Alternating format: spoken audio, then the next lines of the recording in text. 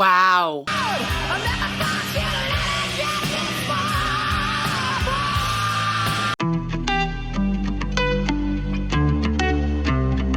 Hey everybody, welcome back. It's your girl Rosalie. Welcome to the Ultimate World Music Reaction channel, where we are exploring music and psychology from all around the world. I'm so happy you're here. I'm checking out something brand new today. I have no idea what to expect.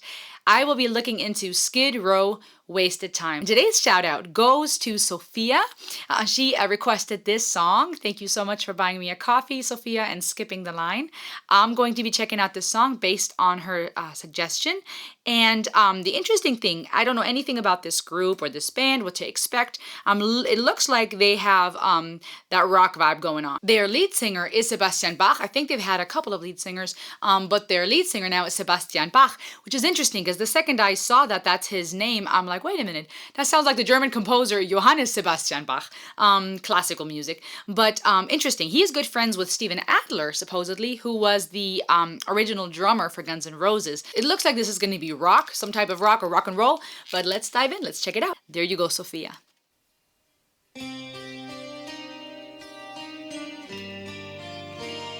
Okay.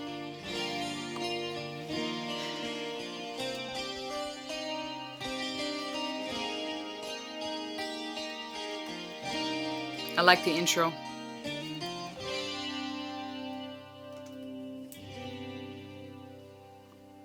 You and I together in our lives, sacred times we'll never fade. Then why can't I let myself tell lies and watch you die every day? I think back to the times when dreams were what mattered. Okay, real quick. So this was put on YouTube by this specific YouTube channel, 2019, but this is a song from 1991, their album Slave to the Grind. That's what it says in the description. That song, Wasted Time, peaked at number 88 on the Billboard Hot 100 in 91. So this has been around, and this also definitely has that vibe. If this was a song made in when this was official music video was put on YouTube, then they were really tapping into back in the day. But this actually is from back in the day, which is funny to say because that's not that long ago, but time flies so fast. Hey, wasted time. But yeah, this definitely has that, 90s rock vibe for sure.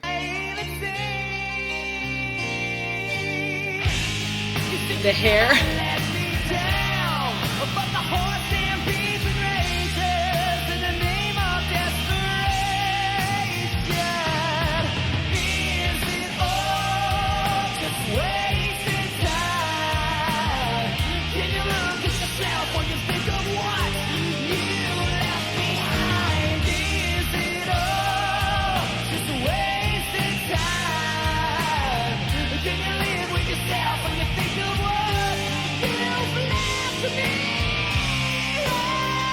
Wow.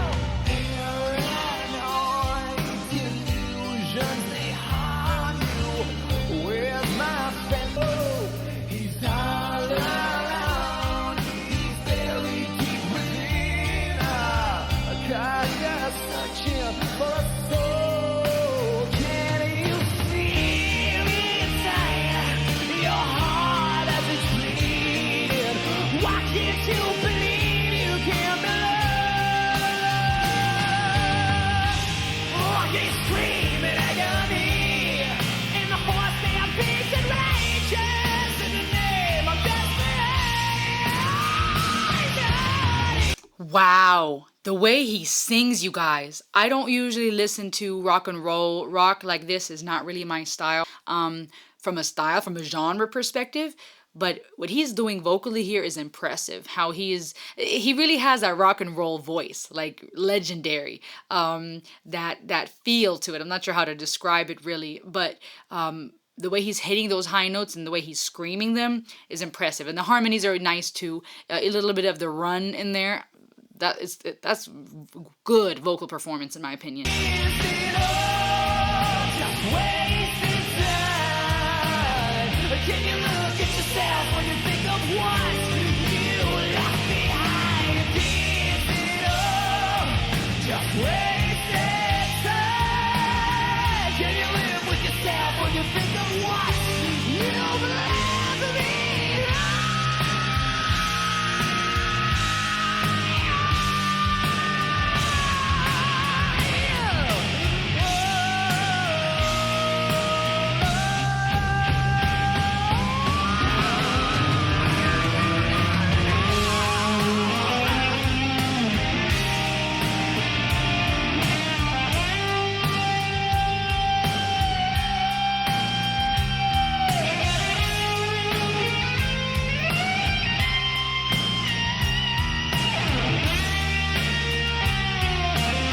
the lyrics are kicking in.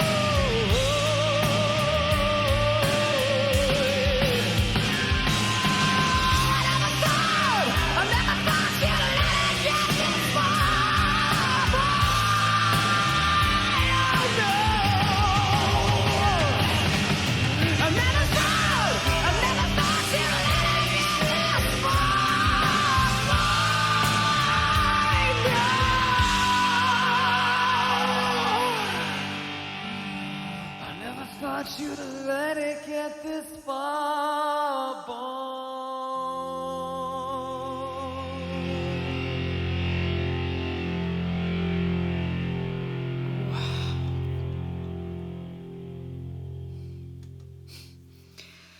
Oh man.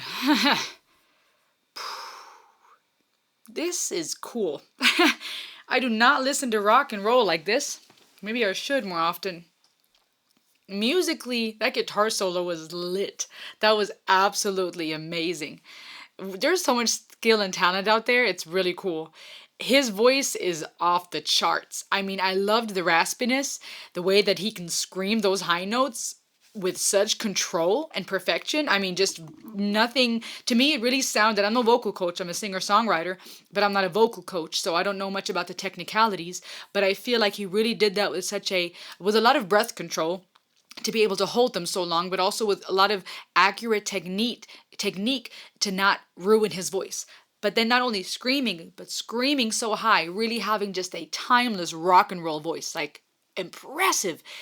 The lyrics, which you know me, we always go to those more, almost always go into those. And what Sophia let me know, which was really helpful, thank you, Sophia, was that Sebastian Bach is good friends with Steven Adler, who was the drummer, the original drummer for Guns N' Roses. And he was a friend of his, so I think this song is for or about him, because Guns N' Roses was known for partying hard. But with Adler, it really got so bad, his heroin habit, that he had to get kicked out of the band. And you know it's bad when you have a band partying, but then you got to get kicked out because of your addiction. And this song is meant as a cry out, as a plea for him just to reflect on what he's doing and all that wasted time. And even in the end, when he says, I didn't think or didn't know you would let it get this far. And Sophia also let me know that Adler is still with us, considering that he almost died from a drug-induced stroke. So thank you for that information. That helps put the lyrics in perspective a lot when it comes to why they wrote this song and what he's singing here. And it really is sung so well. It's really personal. It's not just a song that you're writing about general topics, general abuse. You can really see the agony in the lyrics, in the way they presented this music video, and in the way that he is singing. There's a lot of emotional, it's personal, it's relatable. And as I was processing the lyrics, listening, I think that's why I was at the verge of tears, because I know of addiction, and I have addiction in my family, and it is very painful when you see that time is being wasted, and you don't know how much time you have left. But when people don't listen, and there's this plea for them to reflect on their lives, The lyrics say, "You and I together in our lives, sacred ties would never fray," right? Speaking of a beautiful, deep friendship, then why can't I let myself tell lies and watch you die every day? Which is very profound. Because that is true. A lot of times in friendships or even in family, we could be so close to somebody, right? The type of friendship that is a sacred bond, ties that would never fray. But then how are we able to watch somebody else suffer and die, right, without saying anything? Or lying to them. I think back to the times when dreams were what mattered, though talking youth, nativity, or naivety, right? When there's being youthfully naive. And I think, I don't know if this is what he means, but I think that there's a lot of truth in when you reflect on youth and on the being naive and on the lack of understanding of consequences of things. I mean, even with what has been explained to me, knowing that they were a band who partied hard, Guns N' Roses in this case, and many of these rock bands, there's this youthful nativity to think this is not going to backfire, right? You're dabbling in drugs, it's going to go bad, right? So in a way, it's almost like as you get older and you look back, my question would be, what did you think was going to happen, right? You know, you don't play around with heroin, right? It's not I'll just do this a little bit, no harm, no foul. I can't believe it went this far. Like, yes, that's what drugs do, right? They don't, you do a little bit and then you need more of the same or something harder to get the same effect. And then by the time you know it, you're addicted. And then that goes for many addictive things. That goes for all kinds of forms of addiction, including social media, pornography, human trafficking. There's so many things where it starts off as it's just fun and it becomes addiction and it enslaves you and you end up worshiping the neon god, which again is to me a reminder of Disturbed's version of the song Sound of Silence, right? This idea that there are harsh and heavy consequences that come with being enslaved to these different things, whatever that neon god is. It can be many things. And then he says, "You said you'd never let me down, but the horse stampedes and rages in the name of desperation." And that is crazy too, because horses to me represent freedom. They represent strength and majesty, something very strong that can carry other people or things. And even in the music video, you saw this horse just, raging and lifting up its hooves. Is that the right word for it? Right? Which when they do that, you better not be in their way because you'll get hurt real bad. And where something beautiful and strong, when it is raging, becomes very deathly and dangerous in the same sense, I think that's what drugs do and what addiction does, whatever the substance we're referring to, in the name of desperation, right? In one way, desperation because you need it, you're desperate, you need more, but from the addict's perspective, but also desperation from the loved ones who say, "We're desperate, we want you to get help." Is it all just wasted time? Can you look at yourself when you think of what you left behind? That part got me. Time is short, life is precious, and I think that's one of the ugly things about addiction is that it really steals your time. And yeah, you do wonder, are you able to look at yourself honestly and think of what you've left behind, the people you're hurting, the things you're losing, the time you're missing out on? Paranoid delusions, they haunt you. Where's my friend I used to know? He's all alone, he's buried deep within a carcass, searching for a soul. Wow. Very, very deathly, morbid way of picturing the gravity of this disease. Can you feel me inside your heart as it's bleeding? Why can't you believe you can be loved? Wow. Wow, this is a plea, y'all. Why can't you believe you can be loved? Right? Because even the addict reaches a point of such self-loathing, which we also see well in Tool's song Sober, where it goes back and forth between the addict and the addiction speaking in the lyrics. And it's this idea, I think, of a lot of times there's a lack of self-love, right? Even though there's a lot of lying and deceit and there's a lot of hurt caused to the friends and families. The addict, I think, reaches a place also of self-loathing where they feel like they can't be loved. There's no way out of this. And then it goes back to the chorus, right? I hear you scream in agony. The horse stampedes and rages. Is it all just wasted time? You said you never let me down, but the horse stampedes. And that repeats. The sun will rise again. The earth will turn to sand. That part almost sounds hopeful, right? But then the earth will turn to sand, which is a good parallel to time. You know how there's these time clocks that have sand, the sand watches, where you flip it around and you watch the sand run out? Time is very similar. So that's a well written song here where, without having to say, oh, look, time like sand, right? There are ways to describe time as with sand. And the earth turning to sand, life and death. We come from the dust and to dust we return. Creation's colors seem to fade to gray. Again, life versus death. And you'll see the silky hands of time, beautifully written, right? It makes me think of someone dead lying in a silky gown, or they're just a dead cold body, right? But also the silky hands of time, they're so soft, and they it flows like silk. It's very soft, it moves softly, and it flows swiftly, and so does time. Will write your final rhyme, right? Death, and end our memory. Oh no, I never thought you'd let it get this far, boy. And so this desperation plea reaches its peak now, and he sings that again and tags that.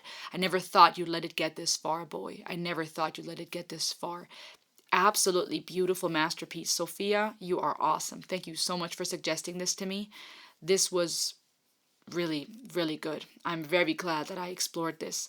It's heavy because it's personal, and I think many can relate, to either have struggled with addiction or who know what addiction can look like in a loved one. But powerful work. And I love this about music, even though this genre may not be something I listen to much on my own. Being on this platform, exploring different songs with you from all around the world, you guys, allows me to really explore music, even myself, not just bring you music from around the world, but explore it myself that I may not have listened to before, just because the genre may not be up my alley. And then you take time just to give it a chance, give it a try, listen for a while, and you explore things that you really like, and you go, wow, I could actually see myself. I could actually see myself listening to this while I'm driving somewhere or while I'm cooking in the kitchen. Like, this song is so much more than just a genre, right? We tend to box things in life, and then you explore pieces and you go, actually, I like this part and this element and this thing. I want to listen to this again. So this is really good. Skid Row is from New Jersey, looks like Tom's River, New Jersey. It's an American rock band. It was formed in 1986. Really cool. Really, really cool. What did you guys think? Let me know in the comments below. If you want to make a suggestion and jump the line, check out buymeacoffee.com, link below. Maybe get yourself some merch or consider becoming a patron and supporting me.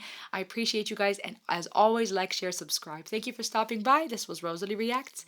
Until next time, ayo!